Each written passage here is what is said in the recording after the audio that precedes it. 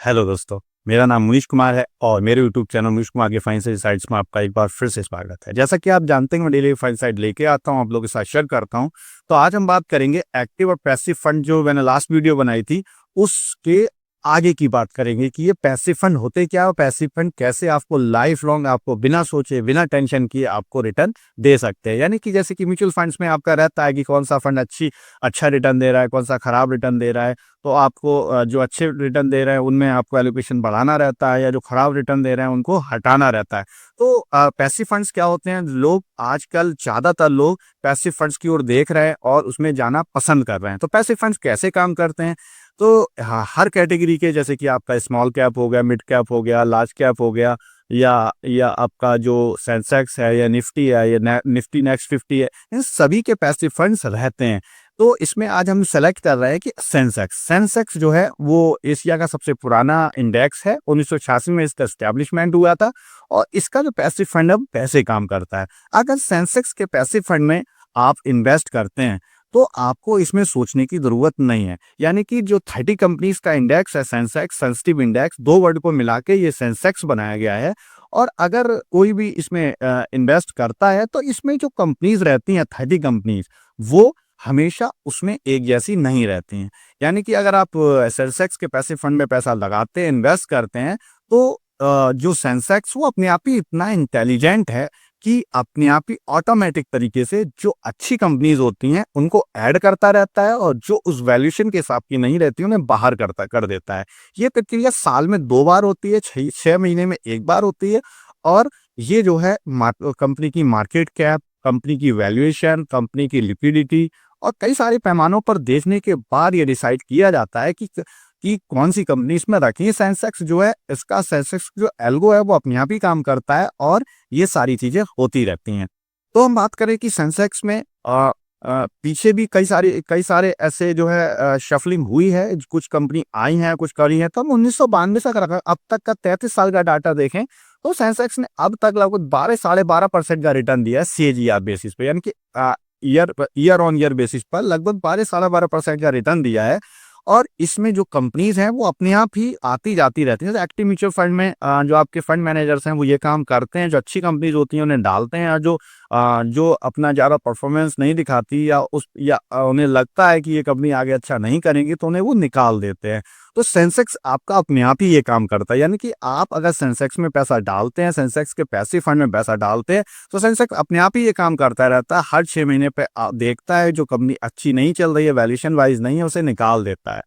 तो इसने जो है अब तक 12-12.5% का लगभग रिटर्न दिया है 33 साल में। तो 1992 से अब तक हम बात करें कि अगर सेंसेक्स ऐसा नहीं करता, सेंसेक्स ऐसा नहीं करता, क्योंकि सेंसेक्स ने अब तक लगभग 106 बार ऐसा किया है। 106 कंपनीज को निकाला है और दोबारा से ऐड किया है। तो उस समय जो 6 कंपनीज थी, उस समय की जो 30 में 6 कंपनीज थी, उनमें से केवल 6 ही कंपनीज यहाँ पर इस समय हैं। उस 30 कंपनीज की 6 कंपनीज इस समय 30 कंपनीज में हैं, और बाकी जो 24 कंपनीज थी वो इस समय इंडेक्स में पता भी नहीं कहाँ है। और बहुत सारी कंपनीज तो ऐसी हैं जो डीलिस्टिंग की कगार पे हैं। यानी कि अगर 1992 में आपने उन कंपनीज में पैसा डिप्लॉय कर दिया होता तो शायद आपका पैसा डूब गया होता। इसमें बहुत सारी कंपनीज हैं, हिंदुस्तान मोटर हो गई, जेनिस स्टील हो गई, और कई सारी कंपनीज हैं जो कि बहुत बेकार रिटर्न दिए हैं, और सेंसेक्स ने उन्हें साइड में कर दिया जब वो अच्छे वैल्यूएशन पर नहीं थी और अच्छा नहीं कर रही थी। तो इतना इंटेलिजेंट, इतना जो है सेंसिटिव इंडेक्स है, और इतना पैसिव फंड में इसीलिए ज्यादा रिटर्न बनते हैं। पैसिव फंड में लोग इसलिए भी जाना पसंद करते हैं क्योंकि इसमें ये जो है वो जो टॉप 30 कंपनीज हैं उनको लेता है, और ये जो है जीडीपी के अकॉर्डिंग चलता है। यानी कि जो जीडीपी है, जो हमारे इंडिया की जीडीपी है, और अगर इन्फ्लेशन को ऐड कर दें तो ये नॉमिनल जीडीपी ग्रोथ हो जाती है। नॉमिनल जीडीपी ग्रोथ प्लस जो सबसे बड़ी 30 कंपनी, टॉप 30 कंपनीज है, उनकी कॉर्पोरेट अर्निंग 1-2% ऊपर रहती है। यानी कि 12-13% ये सीएजीआर देती ही देती है, जो लास्ट हिस्ट्री में भी देखा गया है। एक चीज ये और भी है कि अगर उस समय 1992 में किसी ने पैसा डाला होता और ये चर्निंग ना हुई होती, यानी कि 1992 में जो 30 कंपनीज थी उनकी चर्निंग ना हुई होती, जो कंपनीज है वही चलती आती, तो आज जो पैसा होता वो, अगर किसी ने 1 लाख रुपया डाला होता तो वो 13 लाख रुपया होता, मात्र और मात्र।